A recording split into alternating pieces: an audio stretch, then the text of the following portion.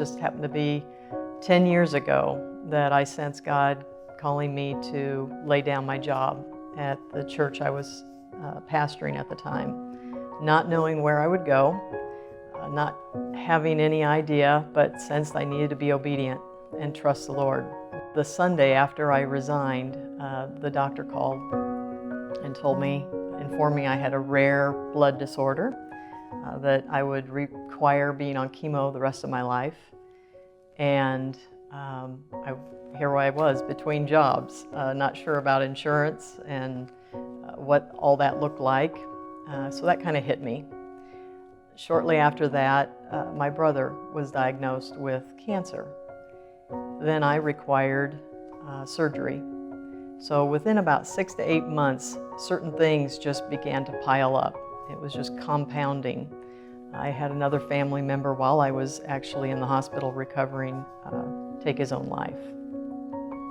And on top of it, my house was burglarized. So I felt like things were just being stripped away at that moment. I thought, God, here I am being obedient to lay down my job and wait for your next call, and all of this is happening.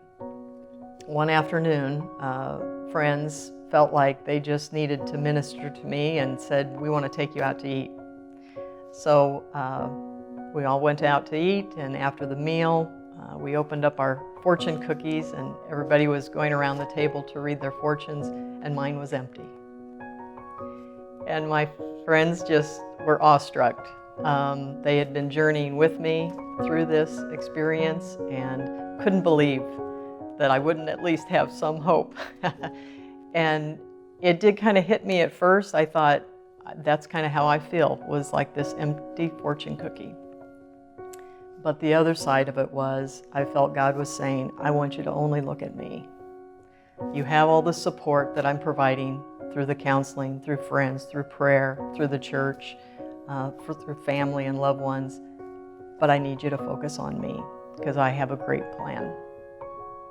And so that's what about 6 to 8 months of just resting in the Lord, waiting for Him to prepare me for the next leg of my journey and to heal me, to heal my heart from the loss, from those things that were taken away, and waiting for the Lord to take those wounded places and make them whole.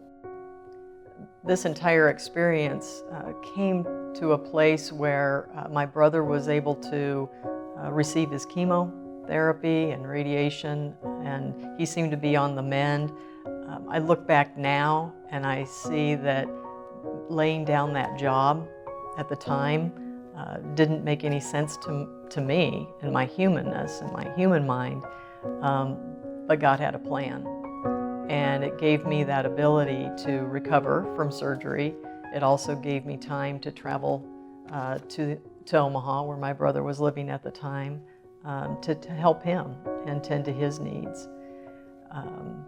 And then eventually, I felt like it was time for me to move on with my life, and listening to friends who saw some gifts and passions in me of nurturing people, helping them, journeying with them to support them and encourage.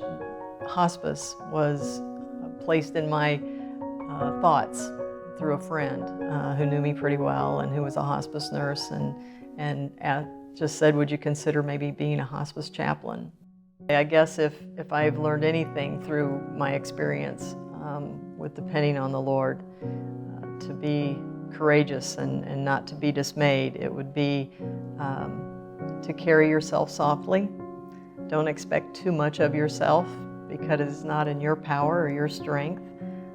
God promises to empower us and give us what we need at the time we need them. He knows us better than we know ourselves, and there will be bumps in the road. There are dry places in our lives where we thirst and we're just not sure what's happening or what the future holds, or we just have difficulty getting up in the morning and facing the work that we do.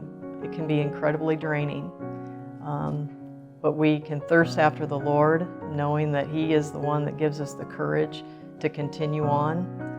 He has a good plan, and He will fulfill that plan according to His will for you.